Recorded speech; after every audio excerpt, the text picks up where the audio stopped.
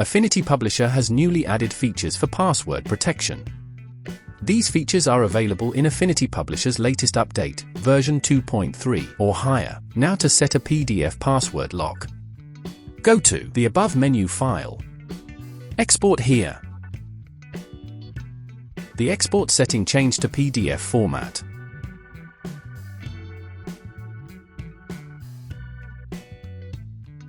And scroll down and check required password to open. You can also check the box for required password for modification and printing. Here, enter both password